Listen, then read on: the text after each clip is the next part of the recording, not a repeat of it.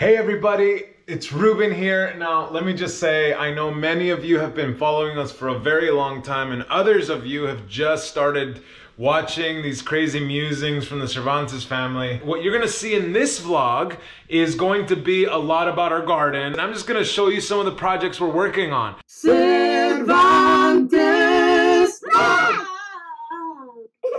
You're so silly! Now, I know in the last couple episodes that we've been showing you, you got to see this dramatic hair change. And then, of course, you got to see us celebrate our historic anniversary in a weird way, you know, because of the quarantine. And you learned a little bit that I have developed this weird condition called gout. Bummer. But as many of you know, I have a lot of things going on right now in my life. So not only am I a full-time missionary, focused here in Kansas City on building the house of prayer and working on my doctorate, writing a couple of books, also directing the Foreigner Music Academy that's soon to become the School of Worship. Of course, the Center for Biblical End Time Studies that I'm still very much a part of. Even though I've got so much going on in my life, obviously there's still a lot going on here in our home. So I'm really excited to show you some of the things I've been working on. So if there's anything that interests you, just leave a comment below. And let me know what you'd like to learn more about so that then maybe I can focus on that. But right now I'm going to be focusing on building this little thing Elise asked me to build for her cucumbers to grow vertically, not sideways. So welcome to this vlog and I invite you now to join me.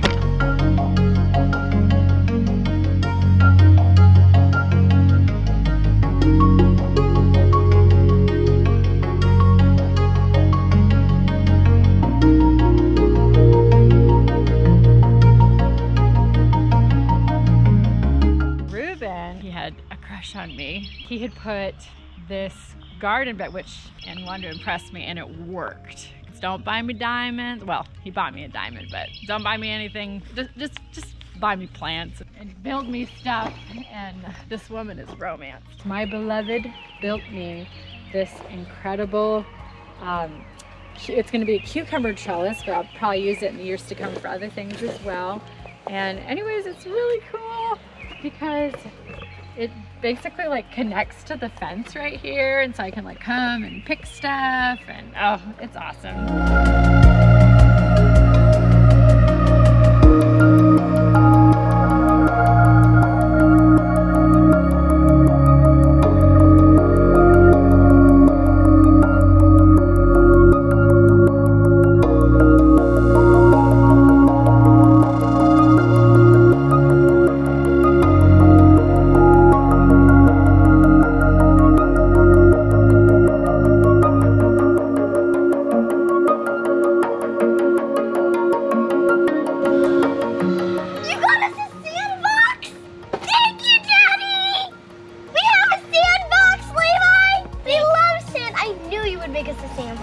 I just knew it.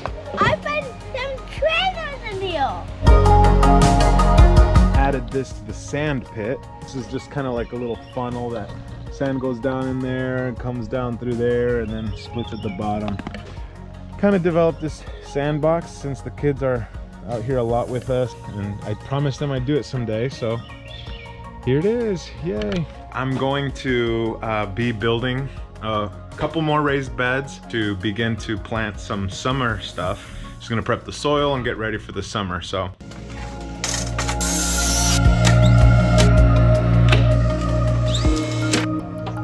I put one of them right there. I built a couple little ones because I had leftover wood, and I'm gonna put one right there and the other one on the other side where that bird bath is. And then this one, I built this one for this area. It's a really great area. Right now we're trying to fill these beds in with some soil, and I'm gonna build a pathway through here so that it's nice and dry. I'm gonna then surround it with wood chips, and that way we can use this topsoil for gardening. So I already filled up one bucket load of this stuff.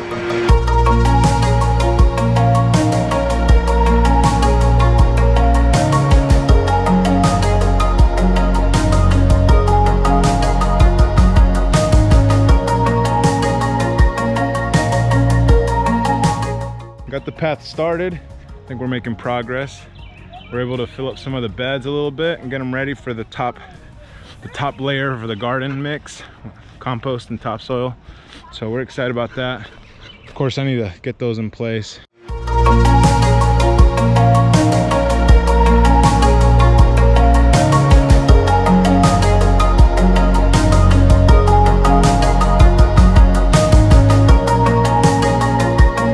What are you doing, babe? Levi and I are planting some squash, zucchini squash and summer squash. Is that so, Mr. Levi? Popsy's a great helper. My wife and the girls, Selah and Eden, went to a drive-through baby shower to help my sister-in-law with her baby shower, but since we're in the quarantine, they have to do like a drive-through thing today.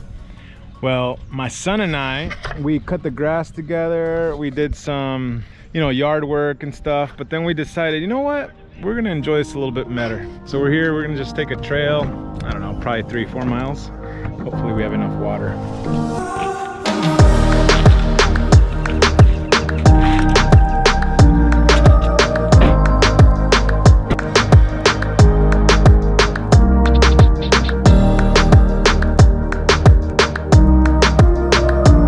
Well, that was a nice little bike ride, about 45 minutes. How was the baby shower? Oh, it was really nice. It was really nice. It was special. Yeah, I saw friends. You saw friends, but we're like supposed to not see friends right now. Yeah. Yeah, I just couldn't hug anybody. And Yeah, I no couldn't one hug had it. I just gave them cookies though. I gave them some cookies. It was Wash your really- hands. Oh, go wash your hands. I wiped my hands. Because that's what you do, okay? We just wipe our hands. We've made some more progress on this little pathway. What is a mulch's birthday? What? Mulch instead of March. Oh no, she's inheriting the gift of Papa. Joke jokes. John Elliott, the great punster. I'm gonna go ahead and keep working on that little path to help my wife fill in those beds and get to work.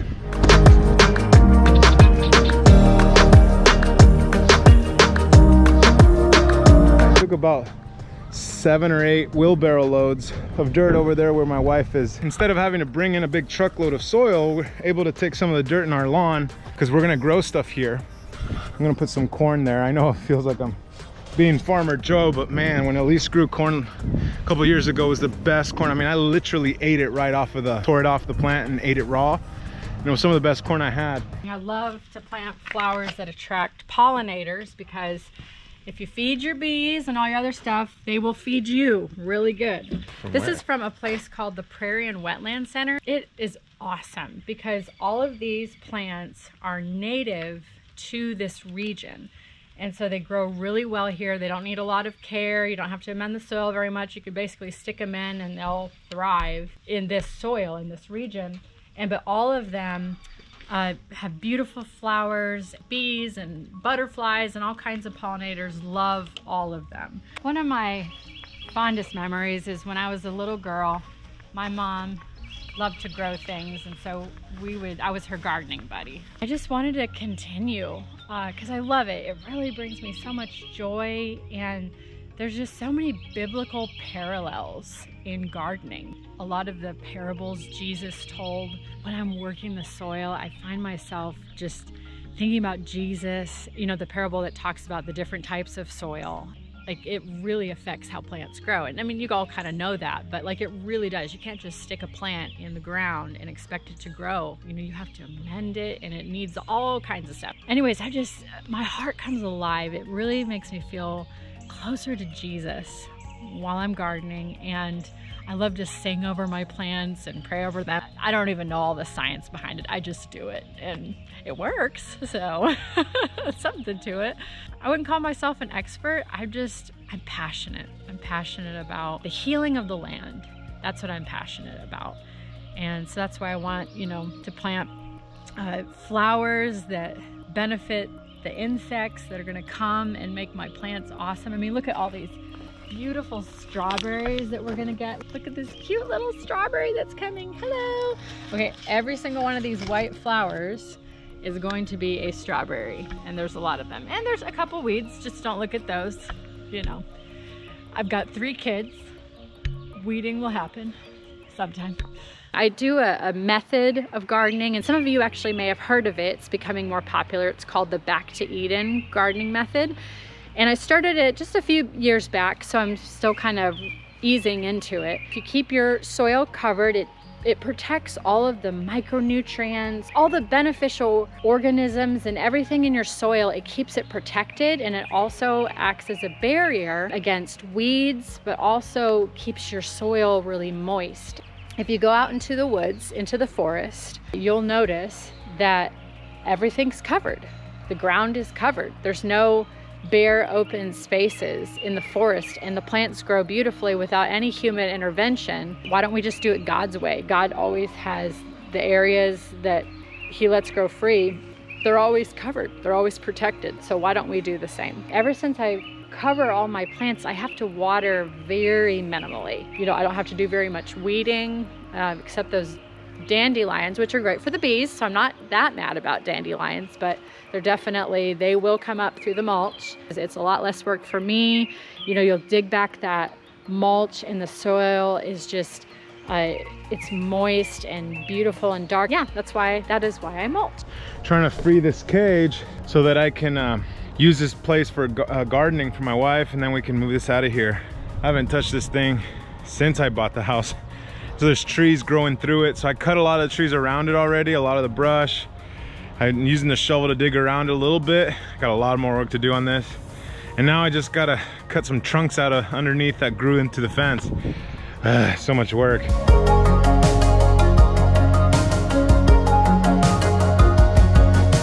This bed is actually where I'm gonna put a lot of my flowers. I kind of want it at the center of our property so that it kind of attracts pollinators from all sides, from everywhere. I've got some mint growing in here, which if you ever grow mint, don't ever just stick it in a bed with other plants. Mint is extremely invasive. It will literally take over an area, so you want to contain it. So I just gave it its own little spot. I've got some carrots in here that are looking beautiful. I just need to cover them in some mulch because they're getting a little bit big. These are beets. I love beets. I've got different kinds of beets. This is going to be cucumbers and dill and maybe a few other fun things. And then I've got sweet onions here. I've got red onions back here. I've got leeks over here and kohlrabi right here. And then I've got some radishes that really need to be picked. There's just nothing better than growing your own radishes. This one got a little bit big. They're better when they're just a little bit tinier. They're a little, I just feel like they taste better when they're smaller, but I actually never used to like radishes. I just thought they were kind of sharp and bitter. I never really liked them, but then I started to grow my own and I absolutely love them. They taste so much better grown in your garden than from a store. And one of my favorite ways to eat them is to roast them. If you've ever had a roasted radish, you will be converted. You will love radishes. Over here, I've got like a little butterfly garden, which you'll notice here that something has been eating my echinacea. And at first I was like, oh no, but looking closer, it's actually these darling little black caterpillars that are gonna be this sweet little orange butterfly. So it's eating it, and you know what? I'm not sad about it because it's gonna make beautiful butterflies that are gonna pollinate my stuff. So I'm super happy. They can munch all they want. And then over here I've got milkweed, 2 different types of milkweed, because I also want the monarchs, which that is their only food supply. I want them to have a food source in my garden. Those are turnips. I've got Napa cabbage and broccoli and cauliflower. And I've got all of my lettuces, kale, spinach, arugula, different romaines. So pretty. Here I'm doing okra, I'm doing hot peppers. I still need to add a few more, and then I'm gonna do Swiss chard. And then I've got sweet peppers, which I'm still gonna add a few more here. That is cabbage in the back, and a little herb garden there. Oregano, thyme, sage, parsley, and then lemon sorrel. And over here, green beans, and then rosemary, which is really good planted next to green beans, and then eggplant. One of the things you want to check is what plants grow well together, because some really benefit each other, some tolerate each other and they're fine. Like they don't necessarily benefit each other, but they're not gonna hurt each other, so they're fine to plant together. And then some do not like each other. Companion planting is what it's called, if you ever want to look that up. Here we've got I've got Nasturtiums, which is a flower that really helps your garden. It's an edible flower. It has like a peppery taste, and it's actually really delicious, but also is really, really beneficial for your garden. I've got zucchini and yellow squash, and then I've got my tomato bed I'm still working on. I just need 3 more tomato plants, and then this is going to be another tomato bed. This is great. I grew cilantro last year, and I let it go to seed. The seed sprayed everywhere, and these basically, I call them volunteer plants. They basically came up. I didn't plant them myself. They reseeded from last year, and so they came really early, and they have been so delicious. I mean, just absolutely amazing. Here I planted basil, and then in the front I planted chamomile, and so I'm gonna dry it out later to make chamomile tea. Yeah, and I think Ruben showed you all of our berries along there, and strawberries and all that fun stuff, fruit trees. Now this is really fun with potatoes, growing what's called the lazy way to grow potatoes. And what you do is you take your potato head that's got the little sprout, you stick it kind of on top of the soil, and you just barely put your soil around it, and you don't actually fully cover it with dirt, and then you mulch it with a thick layer of straw. You didn't really plant it, you just kind of stuck it on top of the soil and mulched it, and it will literally, all your potatoes will grow right on top of the soil. So all you have to do when it's time to harvest is lift up the straw, and your potatoes are just sitting up at the top. And then over there we're gonna put pumpkins and watermelon, we're gonna plant corn, and we're gonna plant sunflowers, because those are really good for the garden. They keep certain pests away. And then, oh, right over here, I've got intermingled with my strawberries, I've got sugar snap peas.